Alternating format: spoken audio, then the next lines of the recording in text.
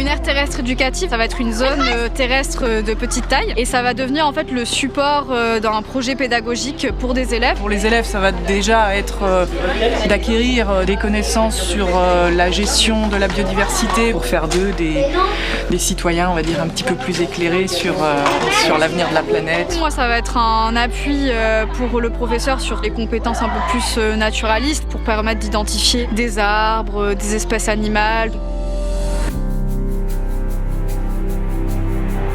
Aujourd'hui, on est sur une séance un peu spéciale puisque c'est la passation du projet entre les CM2 et les 6e. Et CM2, l'année prochaine, ils vont rentrer en 6e, donc ils vont reprendre le projet Aire terrestre éducatif qui a été entamé cette année. On a mis le nom du site où on est et on a représenté ce que ça voulait dire précisément l'ATE. Il faut vraiment prendre soin de cet endroit parce que l'année prochaine, ce sera à vous.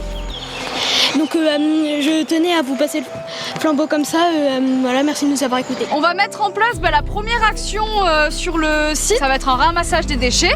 Donc on va le faire aujourd'hui tous ensemble. On parle beaucoup en ce moment d'école dehors. L'ATE permet de prolonger ces dispositifs d'école dehors avec nos collégiens. Et on peut très bien faire des maths, de la course d'orientation, du dessin, de la géographie. Avec le professeur de mathématiques, l'idée c'est de mesurer la superficie du site pour ensuite la retravailler en classe. Avec le professeur de technologie, l'année prochaine on est censé mettre en place un diaporama photo. Aujourd'hui on a fait travailler les compétences d'art plastique en réalisant des affiches, des projets qui sont très très intéressants pour les élèves. Ça va leur permettre d'appliquer ce qu'ils font en cours sur le terrain en fait, de reconnecter à l'environnement, de refaire du lien avec la nature.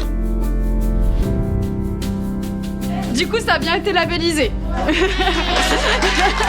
Cette labellisation, bien sûr, c'est un bénéfice. On va être le premier collège de la Nièvre à bénéficier d'une ATE. Bien sûr, ça fait parler de nous et puis c'est toujours bénéfique pour tout le monde. Donc c'est pour montrer en fait au collège que on peut faire des projets aires terrestres éducatives en collège avec des classes de 6e ou même d'autres classes. En plus, ça s'adapte dans le programme scolaire, donc c'est complémentaire. Même si on est à la campagne et qu'on n'a pas beaucoup d'élèves, on agit quand même en faveur de la biodiversité.